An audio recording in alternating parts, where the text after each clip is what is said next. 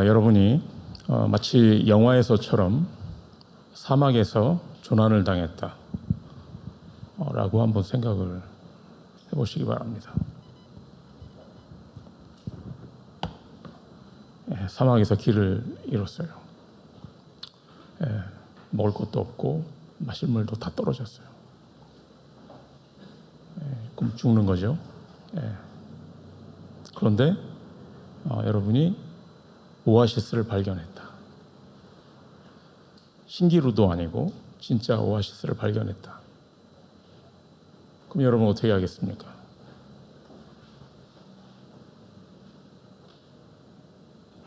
영화에서 보면 그렇잖아요. 오아시스를 발견하면 막 달려가서 오아시스를 다이빙해서 들어가서 막 물 마시고 막 그러잖아요. 여러분도 그러시겠죠? 그렇게 되면 어떻게 되느냐? 잠시 후 설사와 구토가 시작이 됩니다. 그리고 탈수 현상으로 곧 죽게 됩니다. 사막의 오아시스가 영화 같은데 이렇게 나오는 거를 보면 굉장히 청량해 보이잖아요. 그런데 굉장히 위험하다고 합니다. 왜냐하면 오아시스를 사람만 찾는 게 아니고 동물, 곤충들, 각종 기생충들이 다 오아시스를 찾기 때문에 굉장히 위험한 세균, 기생충들로 막 우글우글하고, 또 동물들이 거기서 물 마시면 거기서 오줌 싸고 거기서 똥 싸고 하기 때문에 굉장히 더럽다고 합니다. 그래서 물을 마시기는커녕 그 속에 들어가는 것조차도 위험하다고 뭐 그렇게 그런 걸 어디서 제가 본 적이 있습니다. 이 세상에 사람들이 물을 찾아 헤맵니다. 그런데 이 세상에는 참 오아시스가 굉장히 많은 것 같아요. 저기에 오아시스가 많습니다. 사람들은 오아시스를 찾았다라고 합니다. 그게 누구에겐 돈이 될 수가 있을 것이고, 만약에 여러분이 어디에 투자를 했는데 대박이 났다. 그게 여러분에게 오아시스가 될 수도 있겠죠. 그 사람에게 오아시스가 될 수 있겠죠. 누구는 이를테면 정말 좋은 사람을 만났다. 그게 오아시스가 될 수가 있겠죠. 누구는 답을 찾았다. 인생의 답을 찾았다. 진리를 찾았다. 그게 오아시스가 될 수 있겠죠. 잠시 갈증이 해소가 될 수 있을지는 모르겠지만 곧 제가 말씀드린 것처럼 더 심각한 문제가 옵니다. 불신자들이 그렇게 하는 것은 우리가 이해할 수 있는데, 많은 성도들이 그렇게 신앙생활을 하는 것을 많이 봅니다.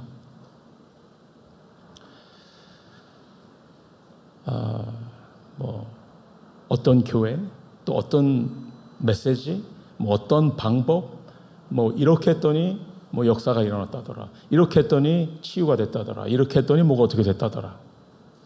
사람들이 응답을 찾아 헤매는 게 사막에서 오아시스를 찾아 헤매는 거나 뭐가 다르겠습니까?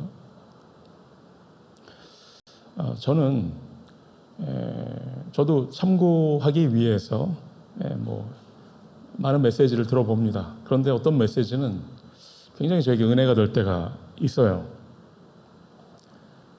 그럼 제가 일부러 안 듣습니다. 그 목사님이 이상한 거 아니냐라고 여러분이 생각하시는 표정인 것 같은데, 사람이 자신의 영적 상태에 따라서 은혜가 되거든요. 나에게 필요한 게 아니라 나의 영적인 상태에 따라서 은혜를 받기도 하고 못 받기도 합니다. 나에게 정말 필요한 건데 나의 영적인 상태가 그것을 거부할 때도 있는 것이고, 즉 은혜가 안 될 때도 있을 것이고, 또 반대로 나에게는 좀 뭐라고 해야 될까, 나에게 도움이 되지 않는 나에게 해가 될 수 있는 그런 메시지인데 은혜가 될 수도 있는 거죠. 여러분, 알코올 의존증에 걸린 사람이 당연히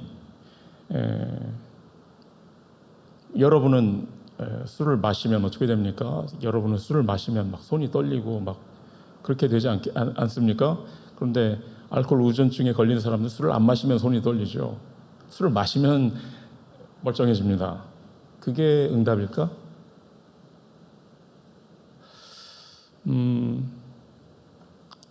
어떤 사람들은 이렇게 얘기합니다. 왜 다락방에 치유가 일어나지 않느냐?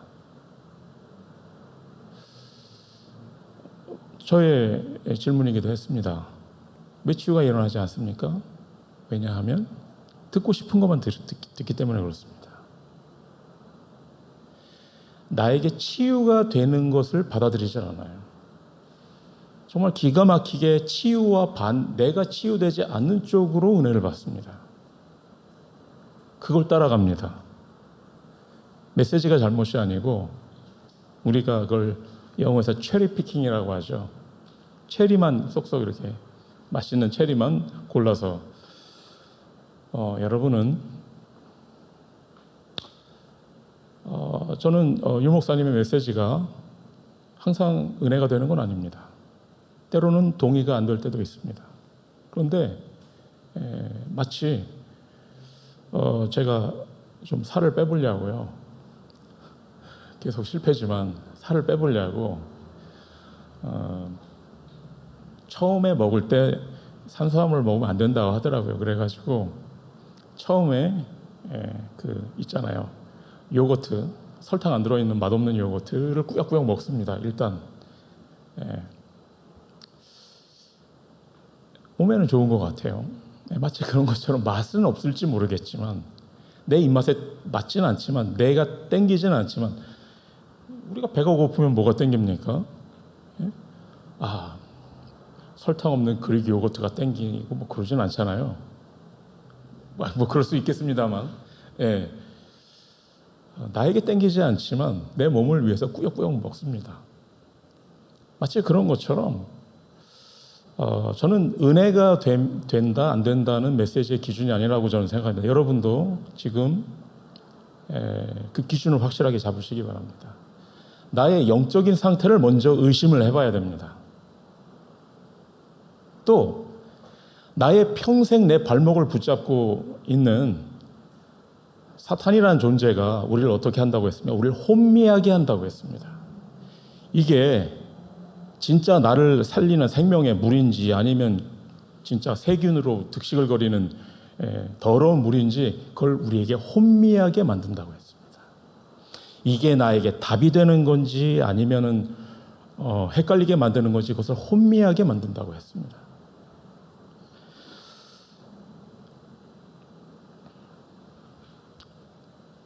그럼 어떻게 해야 되겠습니까? 그럼 뭐가 나에게 답이 되는 건지, 뭐가 나에게 치유가 되고, 어떤 뭐를 붙잡아야 될지 어떻게 해야 알겠습니까? 오늘 말씀해 보니까 답이 나옵니다. 1절에 뭐라고 하십니까? 그가 나를 데리고. 이게 모든 것의 시작입니다. 시편 23편에 그가 나를 쉴 만한 물가로 인도하시는도다. 누가? 그가. 여러분의 감정이 아니라. 사람들은 결국은 감정대로 따라갑니다. 느낌대로 따라갑니다. 감정 중요하죠. 저도 굉장히 감정적인 사람입니다. 감정이 힘들면 너무 힘들고 내 감정이 만족스럽고 좋으면 행복하고 좋죠. 그러나 그게 기준은 아닙니다. 지금 세상은 그냥 감정을 기준으로 삼도록 그게 맞는 것처럼 그게 자연스러운 그게 당연한 것처럼 여러분은 감정의 인도 따라가지 마시고 또 그럼 뭘 따라갑니까? 상황, 현실. 나의 현실이 이래. 그거 따라가지 마시고 그가 나를 데리고 성령의 인도받으시기 바랍니다.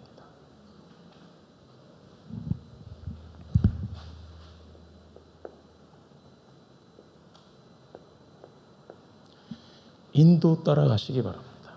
사람들의 말을 따라가지 마시고 여러분의 감정 따라가지 마시고 느낌 따라가지 마시고, 다 중요하죠. 다 참고해야죠. 당연히 사람들의 말 막 무시하고 그러면 안 되죠. 다 듣고 참고해야죠. 그러나 인도는 성령의 인도받으시기 바랍니다. 그가 나를 데리고, 지금 이 시간이 그 시간이 되길 바랍니다.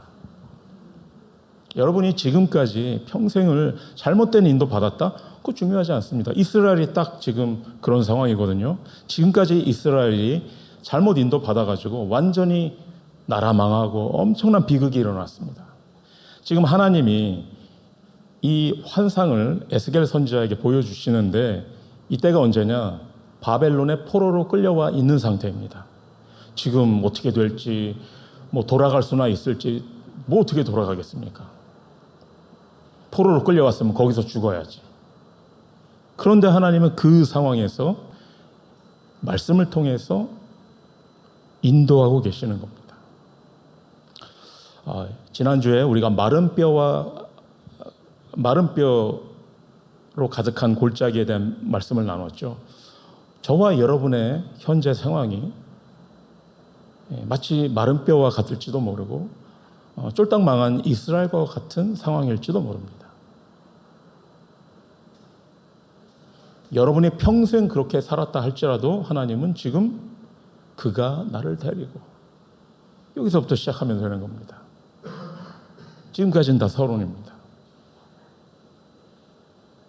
지금까지 불신앙했다? 괜찮습니다. 지금부터 결승에 가서 잘해야죠. 그렇죠? 본선에 가서 잘해야 되죠. 예선에서는 예선에 실패하면 못 올라가시.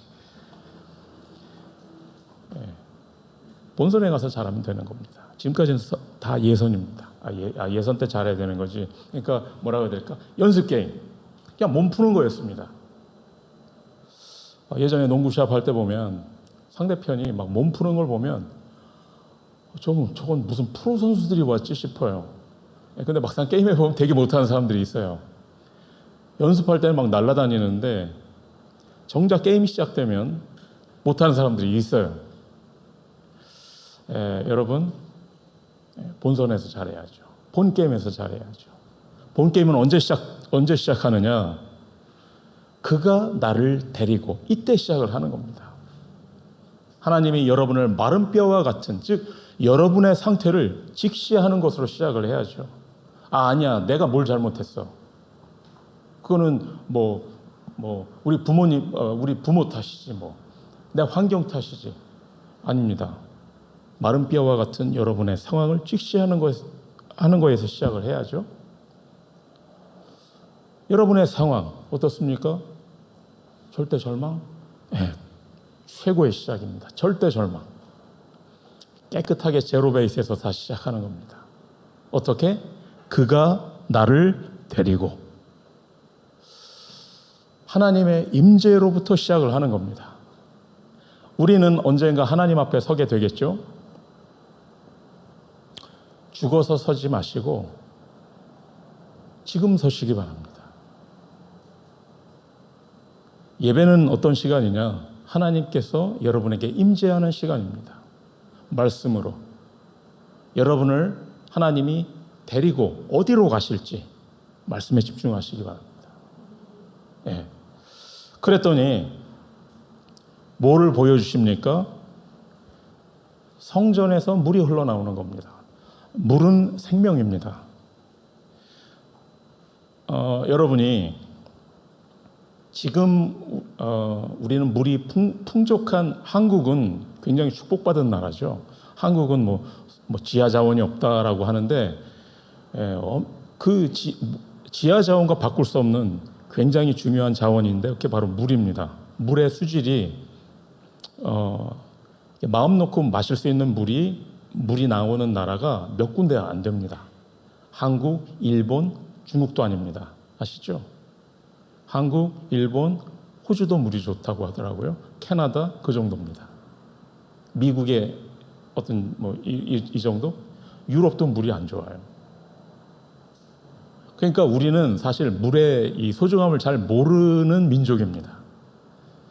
전 그래서 한국에 가보면은 이렇게 목욕탕에 가면은 사람들이 이렇게 샤워하고 물 안 끄고 다니는 경우 되게 많이 보고, 그럼 저는 다 일일이 끄고 다닙니다. 물을 낭비하는 걸 제가 이게 마음이 괴로워서 못 보겠어요. 그래서 목욕탕에 이렇게 눈치 보고 있다가 제가 물 잠그고 그러거든요.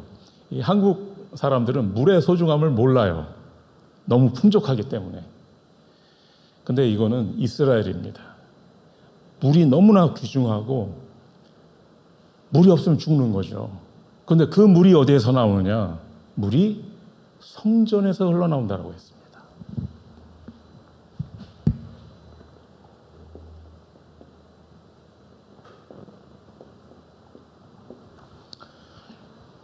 물은 생명입니다. 물이 없이는 못 사는 겁니다. 돈도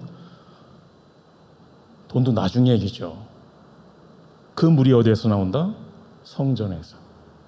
그 성전은 뭡니까? 그리스도를 말합니다. 그리고 우리 교회를 말합니다.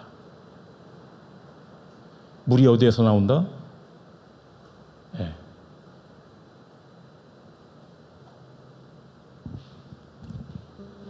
성전에서 나오는 겁니다. 그런데 그 물이 처음에는 쫄쫄쫄쫄 흐르는 작은 흐름이었는데 발목까지, 오늘 말씀에서 보니까 발목까지 찼다가 발목에 이렇게 찰랑찰랑. 그럼 뭐 아이들 뭐 재미있게 물장난하고 그러겠죠. 그런데 좀 더 가다 보니까 그 물이 허리까지 물이 찼다. 그러면 좀 내 마음대로 움직이기 힘들죠. 그런데 더 가다 보니까 내 힘으로는 건너지 못하는 강이 되었다. 여러분은 이 물에 어디까지 잠겨 있습니까? 어디까지 담겨져 있습니까? 여러분의 몸이? 대부분 사람들이 그냥 발목까지, 발만 담그고 있는 거죠. 이 복음에 발만 담그고 있는 거죠. 하나님의 은혜에 그냥 발만 담그고 내 마음대로 사는 겁니다. 어떤 사람은 허리? 이 정도면 됐지. 물론 그것도 훌륭하죠. 아예 안 담그는 것보다 낫지. 그런데 이거는 이도 아니고 저도 아니고. 저와 여러분은 어떻게 되어야 되겠습니까? 물에 완전히 잠겨야 되는 겁니다. 성령의 충만 받으시기 바랍니다.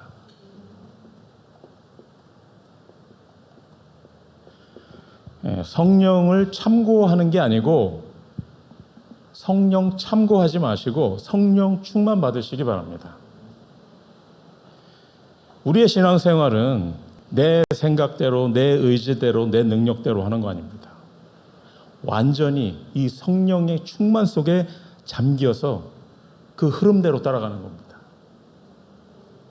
성령 충만 받으시기 바랍니다. 우리 옆에 계신 분들을 축복하면서 성령 충만 받으세요. 네, 포옹하면서 좀. 예. 그랬더니 결과가 어떻게 되느냐? 우리 8절을 읽어보겠습니다. 같이 읽어볼까요? 그가 내게 이르시되 이 물이 동쪽으로 향하여 흘러 아라바로 내려가서 바다에 이르리니 이 흘러내리는 물로 그 바다의 물이 되살아나리라. 강이 된 거로 끝나는 게 아니라 그 강이 점점 흘러가서 바다에 이르렀는데 그 바다의 물이 살아나리라. 이 바다는 어디를 말하냐? 사해를 말합니다. 사해 아시죠? 염도가 30%. 절대 빠져 죽을 수가 없어요. 대신 아무 생물도 살지 못합니다. 소금이 염도가 너무 높아서. 그래서 죽은 바다, 사해라고 합니다. 근데 그 사해가 이 강물이 더 흘러 들어가니까 살아나는 겁니다. 세계 복음화가 이렇게 이루어질 줄 믿습니다. 이 강물이 흘러갈 때 사해까지도 살아나는 겁니다. 9절을 한번 읽어보겠습니다. 9절, 10절. 이 강물이 이르는 곳마다 번성하는 모든 생물이 살고 또 고기가 심히 많으리니 이 물이 흘러가므로 바닷물이 되살아나겠고 이 강이 이르는 각처의 모든 것이 살 것이며 네. 여기까지. 바닷물이 되살아난다는 게 무슨 말일까? 이 이스라엘 사람들의 세계관에는, 그러니까 옛날 바다는 죽음을 말하는 겁니다. 바다 보면 무섭잖아요. 옛날 사람들이 바다를 보면 무섭지 않겠습니까? 이스라엘 사람들의 세계관에는 바다는 혼돈, 죽음, 강은 생명, 이거였습니다. 그래서 바다는 죽음이고 혼돈인데, 이 생명의 강이 바다로 흘러가자 그 바다가 살아나고 고기가 심히 많아지니. 우리 10절을 읽어보겠습니다. 또 이 강가에 어부가 설 것이니 엔게디에서부터 에네글라임까지 금을 치는 곳이 될 것이라. 그 고기가 각기 종류를 따라 큰 바다의 고기같이 심히 많으려니와. 산업이 부흥을 하는 겁니다. 여러분의 업이, 여러분의 직업, 산업, 학업이 부흥하는 겁니다. 언제? 이 생명의 강이 흘러갈 때. 11절을 읽어보겠습니다. 그 진펄과 갯벌은 되살아나지 못하고 소금 땅이 될 것이며, 그러나 그런데도 이 흐름을 거부하는 사람도 있죠. 끝까지 되살아나지 못하는 사람들도 분명히 있습니다. 여러분은 절대 진펄과 갯벌이 되지 마시기 바랍니다. 물론 갯벌은 굉장히 뭐라고 하죠? 생태계에 중요한 건데, 이건 이스라엘 사람들의 세계관에 의한 과학적인 게 아니고 이스라엘 사람들의 세계관입니다. 왜 말씀을 드리냐면, 진펄과 갯벌이 얼마나 중요한데 나는 이렇게 생각하실까봐, 혹시라도 똑똑한 분들이. 우리 12절을 읽어보겠습니다. 강 좌우 가에는 각종 먹을 과실나무가 자라서 그 잎이 시들지 아니하며 열매가 끊이지 아니하고 달마다 새 열매를 맺으리니 그 물이 성소를 통하여 나옴이라. 그 열매는 먹을만하고 그 잎사귀는 약재료가 되리라. 어업이 막 일어났는데, 그것뿐만이 아니고 이제는 농업이 일어나고 그 열매는 먹고 잎사귀는 약이 되리라. 각종 산업들이 막 일어나는 겁니다. 이게 뭐겠습니까? 이게 세계 복음화의 비전입니다. 성전에서 흘러나오는 작은 물줄기가 강이 되고, 그 강이 바다로 흘러들어가서 바다를 살리고 어업이 일어나고 농업이 일어나고, 오늘날로 말하면 뭐 각종 산업 얘기하는 거 아니겠습니까?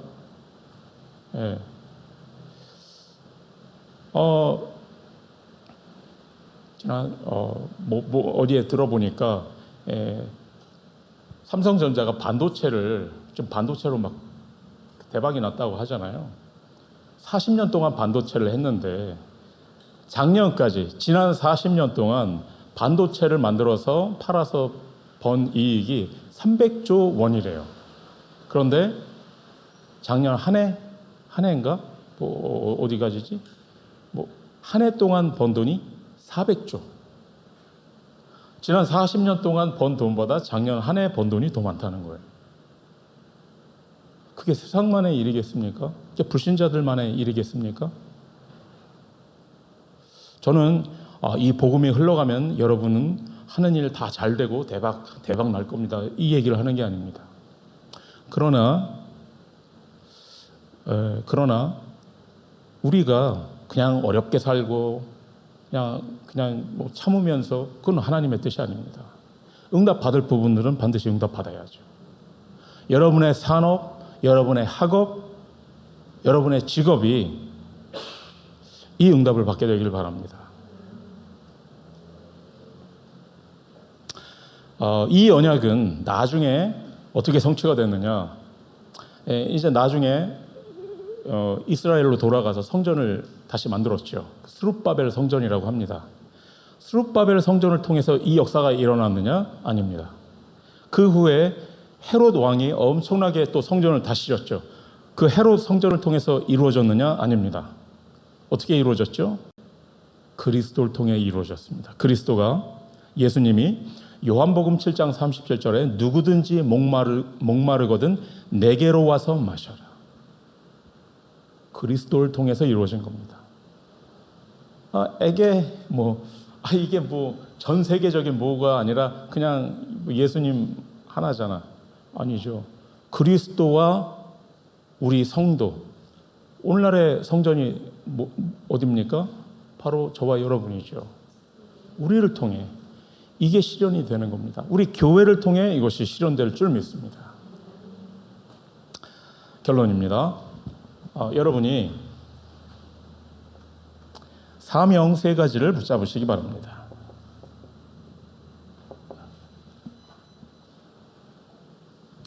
물은 흘러가게 되어 있습니다. 하나님은 이 복음을 물의 비유를 했다라는 게 저는 너무나 감사하더라고요. 이 복음을 우리가 부지런히 퍼다 나르는 게 아닙니다. 물은 흘러가게 되어 있습니다. 마가 다락방에서 온유대와 사마리아와 땅끝을 향해 흘러가게 되어 있습니다. 물은. 그렇죠? 그렇다면 전도는 어떻게 하는 거냐? 세계복음은 어떻게 하는 거냐? 이 복음을 내 힘으로 열심히 퍼나르는 게 아니고 우리가 이 흐름 속에 있는 것입니다. 즉 되어지는 것입니다. 흐름 아시죠? 흐름 자체가 에너지입니다. 위치 에너지라고 하죠. 그렇다면 여러분의 사명은 뭡니까? 첫 번째 사명입니다. 이 흐름 속에 있기 바랍니다. 흐름 속에 있으시고 또 이 흐름을 전달하시기 바랍니다. 그게 제자입니다. 제자는 어떤 사람이다? 소통하는 사람이다. 소통하지 않으면 제자라고 할 수는 없습니다. 제자는 또 어떤 사람이다? 소통하게 하는 사람이다. 이 은혜의 강물을, 이 복음을, 이 생명의 강물을, 그 흐름을 소통하게. 그 흐름을, 그러니까 우리는 퍼다 나르는 게 아니고 이 흐름을 흐르도록. 성경의 모든 랩노트들이 그렇게 응답받았습니다. 여러분은 이 흐름 속에 있기 바랍니다. 있으시기 바랍니다. 그리고 두 번째,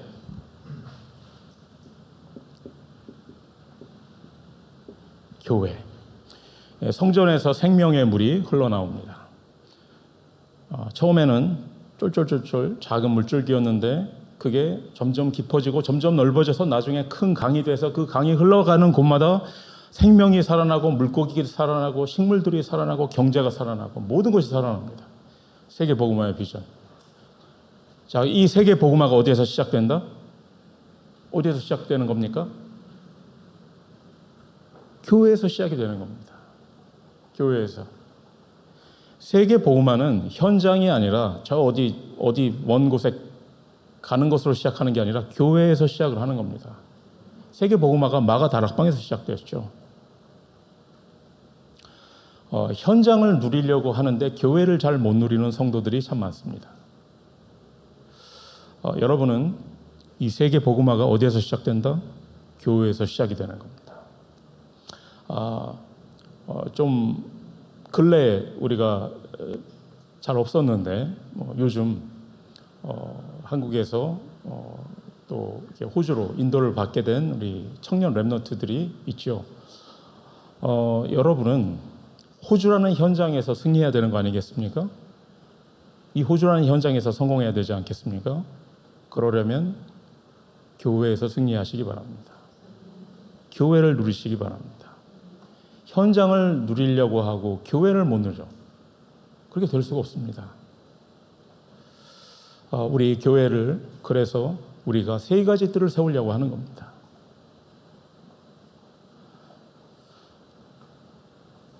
여러분의 두 번째 사명, 이 교회의 축복을 생명 걸고 누리시기 바랍니다. 세 번째, 마지막입니다. 이 생명의 물이 성전에서 흘러나온다. 좀 더 구체적으로 우리의 상황에서 말한다면 강단을 말합니다. 강단에서 시작하는 겁니다. 다른 곳에서 다른 답을 찾으려고 하지 마시기 바랍니다. 이 강단의 사명은 뭐냐면 이 생명의 물줄기를 펌프질을 하는 거나 마찬가지야. 자꾸 펌프질을 하는 겁니다. 여러분의 사명, 세 번째 사명, 강단을 따라가시고 강단을 지키시기 바랍니다. 그리고 강단을 소통하시기 바랍니다. 여러분의 생각과 느낌을 소통하는 게 아니고 강단을 소통하시기 바랍니다. 여러분의 오늘 예배를 마치고 돌아가는 여러분이 일주일 동안 뭘 가지고 살아야 되느냐? 강단의 말씀을 가지고 사는 겁니다. 지금은 우리가 그냥 졸졸 흘러가는 작은 물줄기일지 모릅니다. 중요한 거는 물줄기의 규모가 아니라 방향입니다. 아멘? 예. 저는 규모는 제 능력으로 어떻게 할 수가 없고, 예.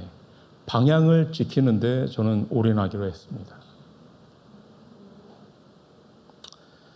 방향만 맞다면 이 물줄기는 우리가 지금 있는 예루살렘에서 우리의 미래인 땅끝을 향해 흘러가게 되어 있습니다. 그 물줄기를 통해 우리 교회가 살아나고 우리가 살아나고 우리가 치유되고 그리고 우리의 후대의 경제와 학업까지 살아나게 될 줄 믿습니다. 성전이 재건되기 이전에 이 비전을 먼저, 이 언약을 먼저 붙잡으시기 바랍니다. 기도하겠습니다. 하나님 감사드립니다. 우리에게 생명의 물이 되시는 그리스도를 알게 하시니 감사드립니다. 이제 그 그리스도에게서 나오는 생명의 물이 우리 교회를 가득 채우게 하시고 우리의 인생이 완전히 그 은혜 속에 잠기게 하여 주시옵소서. 그리스도이신 예수님의 이름으로 기도드렸습니다. 아멘.